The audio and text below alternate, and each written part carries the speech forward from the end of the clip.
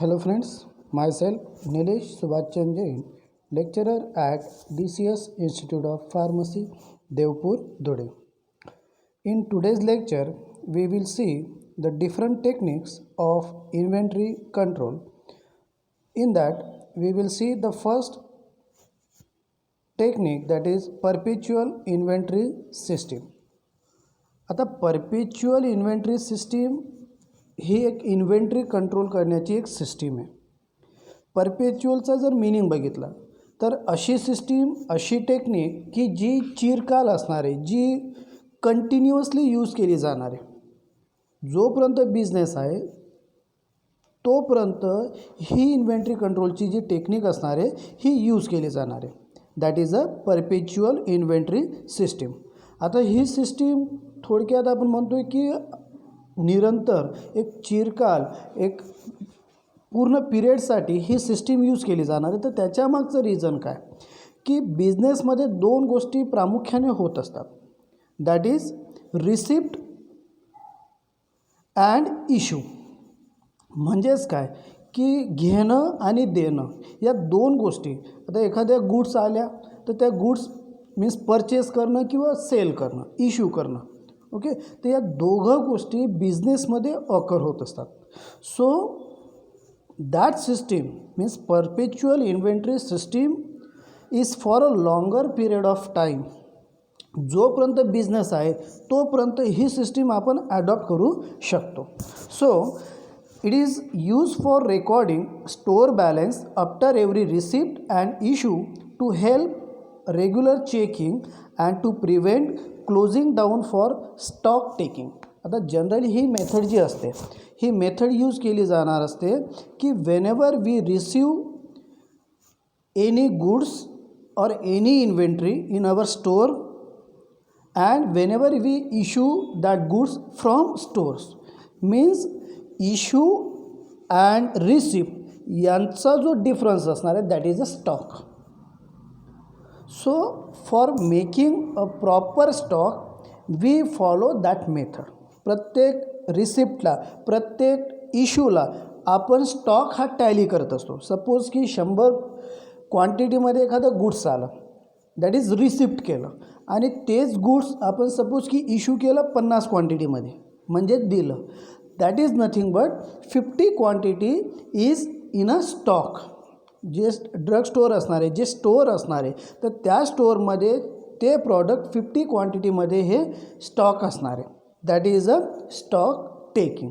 So after every receipt और issue the entry is made in bin card and balance is adjusted. तर प्रत्येक रिसिप्टला, प्रत्येक इश्यूइंगला आपण बिन card असणार आहे. तो एक बिन कार्डचा फॉर्मॅट असतो. रिसिप्ट असेल, इश्यू असेल आणि बॅलन्स क्वांटिटी, हे 3 पॅरामीटर त्या बिन कार्डमध्ये प्रामुख्याने असतात. ते आपण नेक्स्ट स्लाईडला बघणार आहेत. तर जेवढं रिसिप्ट झालं ते आपण रिसिप्ट कॉलममध्ये लिहिणार आहे. जी क्वांटिटी असेल ती क्वांटिटी आपण लिहिणार आहे. जे क्वांटिटी आपण इश्यू केली, जी क्वांटिटी आपण दिली ते आपण अगेन त्या कॉलममध्ये लिहिणार आहे, इश्यू कॉलममध्ये. And what balance which is in a stock ते सुद्धा आपण तिथं लिहिणार आहे. So that bin card becomes a perpetual inventory record and store balance is recorded continuously after every receipt and issue. तर जो बिन कार्ड असणार आहे, बिन कार्ड एक फॉर्मॅट असतो की त्या फॉर्मॅटमध्ये त्या गुड्सचं आपण इश्यू आणि रिसिप्ट हे रेकॉर्ड करणार आहे, आणि जेणेकरून आपल्याला तो बॅलन्स जो असणार आहे तो बॅलन्स हा मिळणार आहे. तो बॅलन्स जो असणार आहे तो कंटिन्युअसली आपण तो मेंटेन करणार आहे. So by using that bin card we do the means we what errors which can be detected and are adjusted both in bin card as well as in a store ledger under proper authority. तर जे बिन card असणार आहे आणि एक store ledger असणार आहे, ते single आयटमसाठी स्टोअर लेजर आपण यूज करत असतो. एक लूज लिफलेटवरती, एका कागदावरती ते आपण लिहित असतो प्रत्येक प्रॉडक्टचं लेजर. तर ते आपण चेक करणार आहे. Means what ever errors are detected by using that bin cards and store ledger by proper authority or under a proper authority. So perpetual inventory system comprise the following 3 points, that is bin card, second store ledger, and third one that is a continuous stock taking. So first one, that is a bin card method. So by using that bin cards, we maintain the balance or whatever balance quantity are detected by using that bin card. So what is mean by that bin card? So this is a document which is maintained by storekeeper in his store to keep all the items of material and goods in his store. तर जो store keeper असणार आहे, जो ते store हे handle करणार आहे, तर तो जो स्टोअर कीपर असणार आहे, तो स्टोअर कीपर हे बिन कार्ड मेंटेन करत असतो and maintain all the records of items of material and goods in his store. Then he provides, means by using that bin card we provide a ready reference of that stock or of that material. तर जे बिन card असणार आहे, तसं by using that bin card we provide a ready reference or we provide a ready stock reference to the authority. Then it shows the quantity of each material received, issue and in a stock. तर नुसतं बघितल्याबरोबर आपल्याला त्या प्रॉडक्टचा stock किती आहे, तो product किती issue झाला, किती रिसिप्ट झाला, स्टॉकमध्ये किती आहे, हे त्या बिन कार्डवरनं आपल्याला समजून जात असतं. So a bin card is use for each material. तर जे बिन कार्ड असणार आहे, प्रत्येक मटेरियलसाठी एक बिन कार्ड हे असणार आहे and each receipt, issue or return is recorded on bin card in a chronological order. तर क्रोनॉलॉजिकल म्हणजे 1 बाय 1 सिक्वन्सनं आपण जे काही रिसिप्ट असेल, जे काही इश्यूइंग होत असेल त्या प्रॉडक्टचं, त्या गुड्सचं, तर त्या बिन कार्डमध्ये क्रोनॉलॉजिकल ऑर्डरमध्ये रेकॉर्ड करणार आहे. And the latest balance is show after each receipt and issue. तर जो लेटेस्ट बॅलन्स असणार आहे, सपोज की 100 क्वांटिटी आपण रिसिप्ट केल्या, नंतर सेम डेला जर 50 क्वांटिटी आपण इश्यू केल्या, तर बॅलन्समध्ये असणार आहे 50 क्वांटिटी. सपोज दुसऱ्या दिवशी अजून 100 क्वांटिटी परचेस केली, इश्यू 0 झालं, तर टोटल बॅलन्स असणार आहे दॅट इज अ 150 क्वांटिटी. म्हणजेच काय की latest balance is show after every receipt and issue. This is the format of bin card. In that the description of material, तर जो मटेरियलचं नाव असेल किंवा त्याचं डिस्क्रिप्शन असेल ते आपण लिहिणार आहे. प्रत्येक बिझनेस हाऊसचा, प्रत्येक स्टोअरमध्ये, प्रत्येक मटेरियलसाठी ते बिन कार्ड असणार आहे. आता सपोज की इथं बिझनेस हाऊसचं नाव आहे Deepak pharmaceutical private limited and this is a bin card. in that description of material. So description regarding a name of material, then code number, whatever code which is given to that product, this is a code number. Then store ledger folio number. आता हे जे बिन card असणार आहे ते बिन card store लेजरच्या कोणत्या page नंबरवरती आहे. जे बिन कार्ड असणार आहे तर स्टोअर लेजरच्या कोणत्या पेज नंबरवरती या मटेरियलचं, या बिन कार्डचं डिस्क्रिप्शन आहे. This is nothing but store ledger folio number. Then bin number, this is regarding a bin card number. Then normal quantity to order, तर किती क्वांटिटी नॉर्मली आपण ऑर्डर करतो. सपोज की 100 असेल, 50 असेल, whatever. Then maximum stock level, तर सदर प्रॉडक्टचा जो मॅक्झिमम स्टॉक असेल, सपोज की 100 क्वांटिटी आपण ऑर्डर करत असतो डेली किंवा वॉट एव्हर, 50 असेल, 100 असेल, 150 असेल, तर मॅक्झिमम स्टॉक आपण किती ठेवतो. सपोज की 500 क्वांटिटीचा आपण स्टॉक ठेवतो.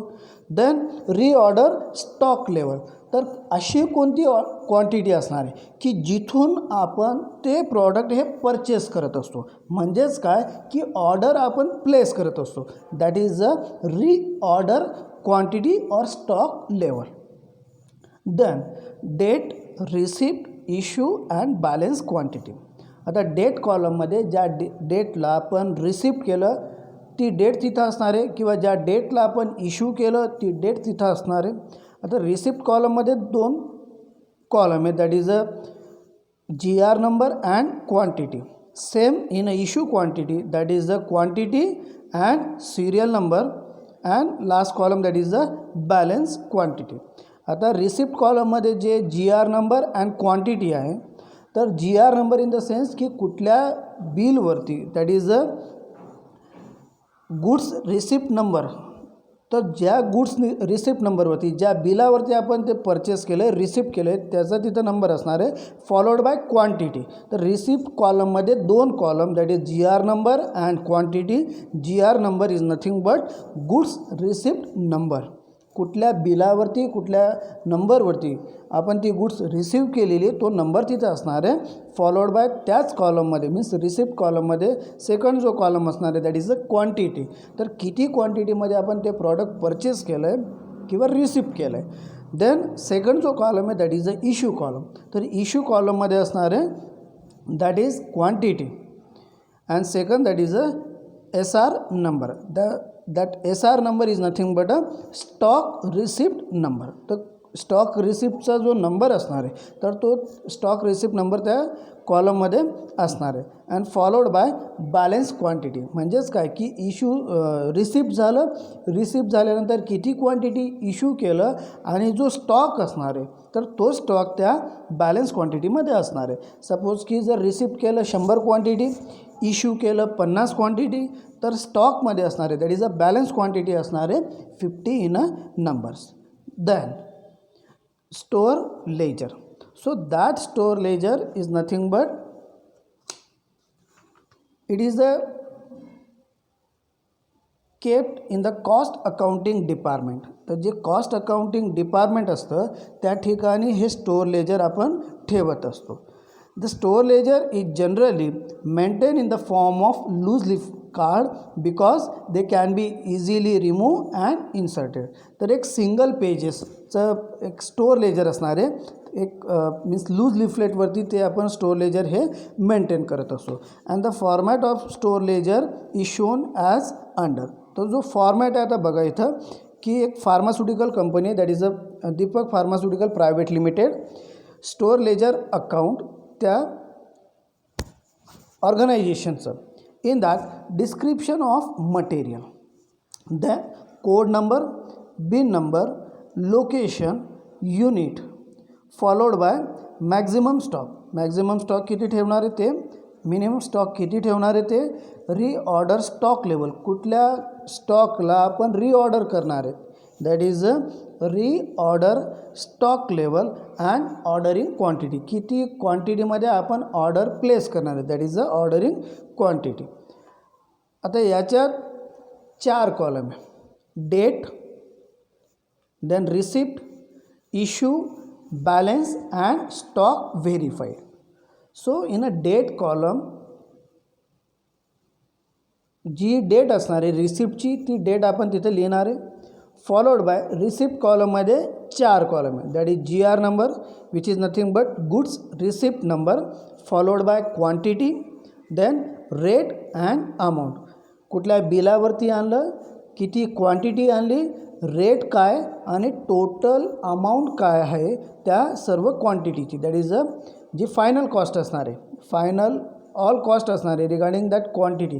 तर जी टोटल असणार आहे ती आपण त्या अमाऊंट कॉलममध्ये लिहिणार आहे. देन कॉलम असतो इश्यूचा.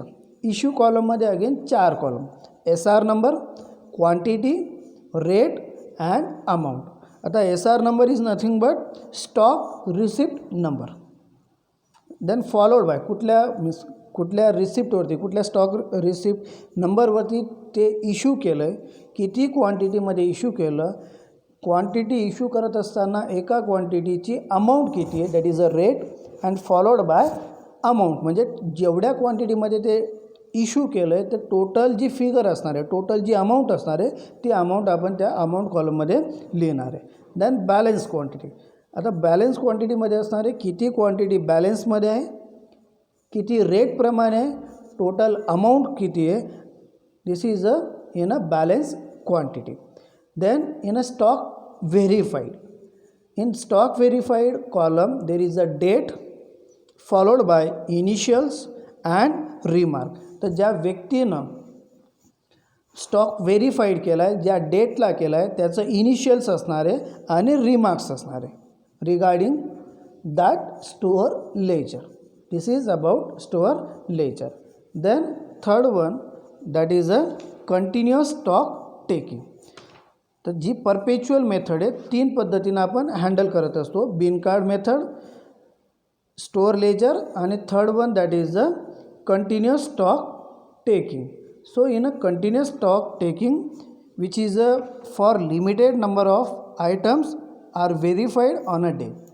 म्हणजेच काय की थोडक्यात कंटिन्युअस स्टॉक टेकिंग मेथडमध्ये आपण एक लिमिटेड किंवा एक under this system only a limited number of items are verified on a day. म्हणजे एक रँडमली आपण व्हेरिफिकेशन करणारे. सपोज की 100 आयटम्स असतील तर 100 आयटम पैकी 15 आयटम किंवा 25 आयटम आपण व्हेरीफाईड करणारे. The selection of the items of material get checked up at least a certain number of times in a year, and checking of particular item is evenly distributed during the period. एक randomly आपण ते material जे असणार आहे ते जे goods असणार आहे हे चेक करणारे at least a certain number of Times in a year. म्हणजेच काय वर्षातनं 5 वेळा असेल 10 वेळा असेल. And the checking of particular item is evenly distributed during the period. कधी चेक करणार केव्हा चेक करणार हे माहीत नाही. एक रँडमली आपण ते चेक करणार आहे.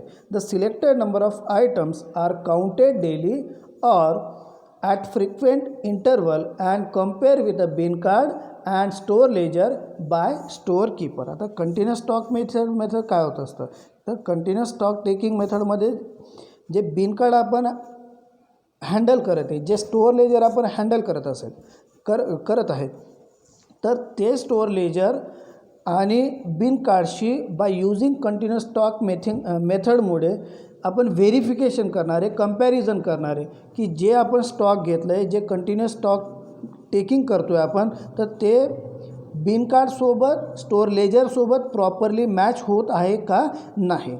So the bin card and the store ledger record the balance and their correctness can be verified by means of physical verification. जो मॅनेजमेंटचा जो व्यक्ती असणार आहे तर तो मॅनेजमेंटचा जो व्यक्ती असणार आहे तो हे सर्व प्रोसेस करणार आहे. That is continuous stock taking process. In case any difference between recorded and actual balance, it has been pointed out to the management.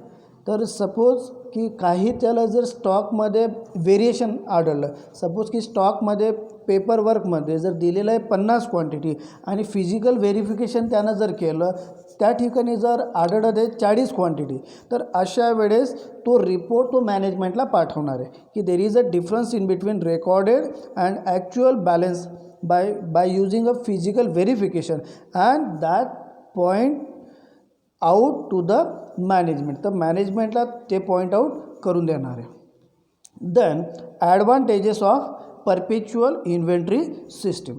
So first advantage that is by using that perpetual inventory system we detect or detection and immediate rectification of clerical errors which is occur in that perpetual inventory system. So जे काही detection किंवा आपण म्हणतो की rectification आपण करतो आहे immediate rectification regarding that products. तर ज्या एरर्स असतील तर त्या एरर्स आपण फाइंड आउट करू शकतो, डिटेक्ट करू शकतो आणि इमिडिएट रेक्टिफिकेशन त्याच्यावरती घेऊ शकतो. Then second advantage so it means of perpetual inventory system that is it ensure a reliable checking of store items in a methodological manner without disturbing the routine work of a enterprises. तर एक regular checking, एक reliable checking of store item is occur by using that perpetual inventory system. Then third advantage that is timely action can be taken on a serious shortage. तर जे serious shortage होत असणार आहे किंवा serious शॉर्टेजचा जो problem होत असणार आहे म्हणजेच काय की प्रॉडक्ट किंवा स्टोअरमध्ये अवेलेबलच नसतात, that is a serious shortage आणि त्याची डिमांड वाढली किंवा त्याचं डिमांड क्रिएट होतं आहे. तर अशा वेळेस जर प्रॉपर परपेच्युअल इन्व्हेंटरी सिस्टीम जर यूज केली तर तो ॲडव्हान्टेज आपल्याला मिळणार आहे की timely action can be taken on a serious shortage. Then it serve as a moral check on the staff and thus serving as a deterrent to the honesty. तर जो एक परपेच्युअल मेथडचा ॲडव्हान्टेज आहे की by using that system it serve as a moral check on a staff. तर एक moral check असतो त्या प्रत्येक स्टाफवरती की त्यानं कुठल्याही प्रकारचं डिसहॉनेस्टपणा किंवा आपण त्याला म्हणतो आहे की कुठल्याही प्रकारचं चोरी चपाटी होऊ नये. तर एक मोरल चेक त्या स्टाफवरती असतो. Then overstocking and understocking is avoided by using perpetual inventory system method. Means it covers verification of stock with regards to maximum and minimum stock level. तर जे ओव्हरस्टॉकिंग होत असतं, ओव्हरस्टॉकिंगमुळे काय होत असतं की there is a blockage of investment. आणि minimum स्टॉकमुळे काय होत असतं की sometime there is a occurring of shortage of material. तर दोघं गोष्टी मीन्स मॅक्झिमम स्टॉक असेल किंवा मिनिमम स्टॉक असेल तर दोघं गोष्टी अवॉइड होत असतात bye using that perpetual inventory system method. And last advantage that is it help in the preparation of P&L account, that is a profit and loss account, and balance sheet on interim date if so required. तर जो financial statement जे असतं that is P&L account and balance sheet, तर त्या वेळेस आपल्याला परपेच्युअल मेथडचा हा ॲडव्हान्टेज मिळत असतो की आपल्याला ready reference regarding that stock हा भेटत असतो, त्याची व्हॅल्युएशन आपल्याला कळत असते. And this is a useful for making that P&L account and balance sheet. The next technique of inventory control that is a review of slow and non moving items. आता slow and non moving items थोडक्यात कसं review केला जाणार आहे. आता on an average काय की in our drug store or in our business organization there is a number of products are there. तर असं तर होत नाही की प्रत्येक प्रॉडक्ट हा एक फास्टली विकला जाणार आहे किंवा फास्ट सेल आहे. असे काही प्रॉडक्ट असतात की ज्यांचा सेल हा कमी असतो, ज्यांचा सेल हा सीजनल असतो. तर ते रिव्ह्यू करणं that is nothing but a review of slow and non-moving item. So the inventory is an important constituent of total cost, and as such a proper system of inventory control leads to significant economy in the total cost of production. आता generally inventory ज्याच्यावरती आपला business हा चालू असतो, ज्याच्यावरती किंवा this is a main factor of business. तर बिझनेसमध्ये नंबर ऑफ प्रॉडक्ट आपण मगाशी सांगितलं की नंबर ऑफ प्रॉडक्ट असतात. आता ते प्रॉडक्ट ऑन ॲन ॲव्हरेज कोणते असतात. पहिला आहे that is a slow moving items or slow moving material. So slow moving material as name itself indicate which are moving at a slow rate. म्हणजेच काय की ज्यांचा सेल हा कमी आहे, ज्यांचा सेल हा स्लो आहे, that is a slow moving items. Then second, that is a dormant material or dormant goods. So dormant material are those items which are moving temporarily because of seasonal production. तर जे dormant item असतात की जे seasonally विकले जात असतात. Suppose की winter सीझनमध्ये आपण स्वेटर हे विकले जात असतात, that is a seasonable product. Rainy सीझनमध्ये अम्ब्रेला विकला जात असतो, रेनकोट विकले जात असतात, that is a seasonal product. So the production of that material are occur seasonably or selling of that material are occur seasonably, and that material is nothing but a dormant material. The next, that is the obsolete items or obsolete materials. So obsolete items or material are those which have become useless due to the change in a demand, change in a fashion, or change in a design, method of manufacturer, product or process. आता obsolete item थोडक्यात काय की due to the change in a fashion, change in a demand, change in a design or method of manufacturer, products or process. तर जे product useless होऊन जात असतात त्याला म्हणतोय आपण ऑब्सोलेट आयटम्स. आता थोडक्यात की फॅशन जर चेंज झाली, सपोज की आज आपण असे कपडे घालतो आहे की जे आजच्या डिमांडला किंवा आज त्याची डिमांड आहे, सपोज की ती डिमांड उद्या नसणार, means that product, that fashion is outdated for tomorrow. So that product is nothing but a obsolete items. The slow moving items are to be valued at cost, replacement price or net realizable value, whichever is less. Thus, in order to detect slow moving and non moving items, the following steps may be taken. तर जे slow moving items आहेत, non moving items आहेत, dormant किंवा obsolete items आहेत, हे check कसे केले जाणार आहे, तर बाय यूजिंग अ periodic report obsolete item find out करणार आणि मुव्हिंग रेशिओ आपण चेक करणार आहे. सो पेरियॉडिक रिपोर्ट म्हणजेच काय, अ मंथली और quarterly report on the stock of non moving item is prepared which indicates it's purchase, consumption and balance in hand, and these report are given to the management. तर एक periodic report तयार केला जाणार आहे जो monthly असेल किंवा quarterly असेल on the stock of non moving items, की जे प्रॉडक्ट नॉन मुव्हिंग आहे, जे प्रॉडक्ट स्लो मुव्हिंग आहे, त्यांचा तो रिपोर्ट केला जाणार आहे. And which indicates it's purchase, तर त्याच्यावरनं आपल्याला काय समजणार आहे की त्याचा परचेस किती आहे, त्याचं consumption that is a utilization किती आहे, and how much quantity are balance in a hand, ते आपण त्या रिपोर्टवरनं डिटेक्ट करणार आहे किंवा ते त्या रिपोर्टवरनं आपल्याला समजणार आहे. And that report are given to the management, that is a periodic report. Then next, that is the obsolete items. So many slow moving and non moving items may become useless with the passage of time. तर काही असे items जे slow moving असतील किंवा non moving items असतील, that item becomes useless with the passage of a time. तर ते काळानंतर ते युजलेस होऊन जात असतात, ते काळानंतर आउटडेटेड होऊन जात असतात. That product is nothing but a obsolete item.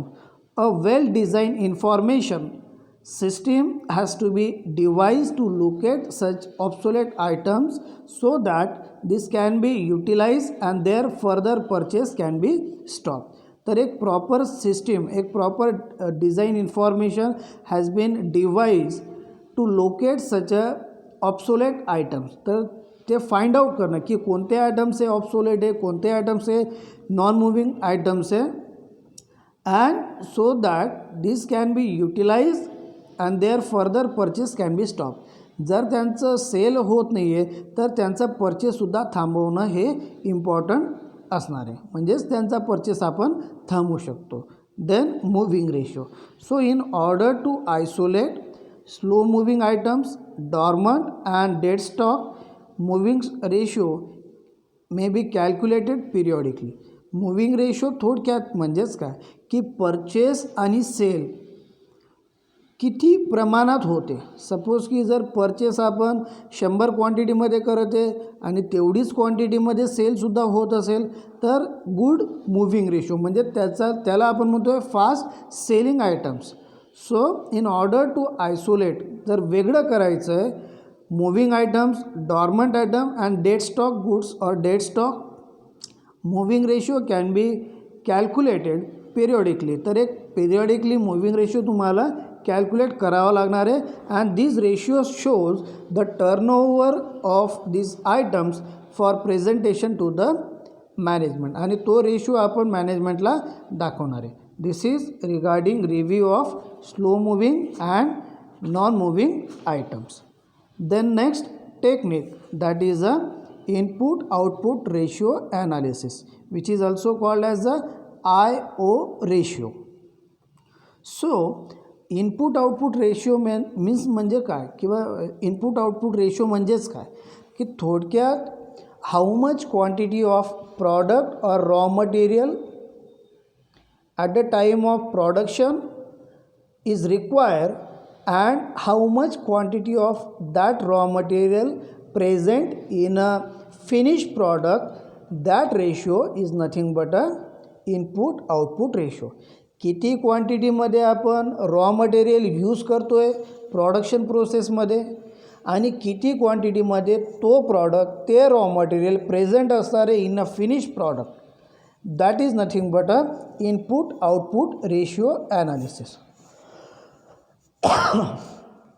Input output ratio is the relation between quantity of material charged to the production process and the quantity of material in a final output. म्हणजेच काय की production प्रोसेसमध्ये किती use झाला आणि final प्रॉडक्टमध्ये ते product ते raw material किती आहे, that ratio is nothing but a input output ratio. आता एक्झाम्पलसाठी बघूया की 2 kg of material A is put in a production process and the content of this material in a final product is 1.6 kg. 2 kilo material आपण use केलेलं आहे production प्रोसेसमध्ये आणि final प्रॉडक्टमध्ये तेच same raw material किती मिळतं आहे आपल्याला तर 1.6 kg. So input output ratio is nothing but 2/1.6 into 100, that is 125%. म्हणजेच काय इन आपण केलं 2, आउट केलं आपण 1.6 into 100, answer is a 125%. Input output रेशिओचा फॉर्म्युला आहे in upon out into 100, that is nothing but input output ratio. So the advantages of this method is that it determines the efficiency of manufacturing department. जे मॅन्युफॅक्चरिंगचं जे department आहे त्याची efficiency किती, त्याचं potential किती आहे, किती मटेरियल आपण इन करू शकतो, किती मटेरियल आपण फायनल प्रॉडक्टमध्ये बघू शकतो किंवा किती येत आहे, तर त्या प्रोडक्शन डिपार्टमेंटची किंवा मॅन्युफॅक्चरिंगची आपण efficiency by using input output ratio ही चेक करू शकतो. Then second, it help in a comparison of actual consumption of material with the standard consumption. तर जे ॲक्च्युअल कन्झम्पशन होणार आहे at the time of production process and material which is present in a standard that is a finish product, तर त्याचं आपण comparison हे करणार आहे. That is a comparison of actual consumption with standard consumption. जे आपलं ॲक्च्युअलमध्ये कन्झम्पशन होतं आहे, सपोज की 2 kg हे ॲक्च्युअलमध्ये कन्झम्पशन आहे आणि स्टँडर्ड कन्झम्पशन जर सांगितलं आहे की 1.8 kg, तर हे आपण कंपॅरिझन करू शकतो bye using input output ratio. The next advantage that is the cost of material in finish product can be find out. आता कॉस्ट ऑफ रॉ मटेरियल जे असणार आहे, सपोज की 2 kg मटेरियल आपण यूज करतो आहे, फायनल प्रॉडक्टमध्ये 1.6 kg हे भेटत आहे. म्हणजेच काय की आपण cost of raw material which is present in a final product can be calculated bye using that input output ratio. That is, the cost of material in finished product can be find out by using that input-output ratio analysis. Then here one example. A drug and pharmaceutical company uses chemical A as a raw material at ₹100 per kg. The input-output ratio is 125. तर एक pharmaceutical company आहे की जे raw material use करते, chemical use करतं आहे ए, ज्याची cost आहे ₹100 पर kg आणि त्याचा इनपुट आउटपुट रेशिओ आहे 125%. आता due to non availability of this raw material 2 other substitutes are availability of this material, 2 other substitutes are available to be used. आता due to the some problem or due to the non-availability of that raw material, due to non-availability of this raw material, 2 other substitutes are available as per following information.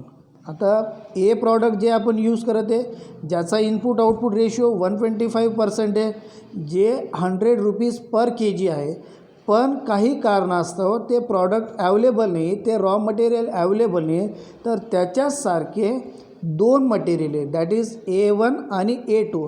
तर A1 आणि A2मधून आपल्याला एक raw material select करायचं आहे जे एची जागा घेणार आहेत. तर त्या मटेरियलचं स्पेसिफिकेशन दिलेलं आहे, मटेरियल, रेट पर के जी आणि input output ratio. So material A1 ₹150 पर के जी आणि त्याचा इनपुट आउटपुट रेशो आहे 110. मटेरियल A2 ज्याची कॉस्ट आहे rate per K G that is 120 आणि ज्याचा इनपुट आउटपुट रेशो आहे 140%. So the cost of material or the cost of raw material is equal to input upon output into rate per unit in a finished product. Therefore the cost of raw material A1 is equal to, आता A1 चं specification दिलेलं आहे, input झालं आहे त्याचं 110, that is the input output ratio आहे त्याचा 110 upon 100 into 150, that is the rate per kg. So that material available at a cost 165 per kg and A2 ज्याचा इनपुट आउटपुट रेशो आहे that is a 140. So input केला आपण 140 upon 100 into 120, that is a rate per K G. त्याचं answer आलं 168 पर K जी. म्हणजे A1 product 165 kg पर gram आणि A2 जे product आहे 168 पर kg अवेलेबल आहे.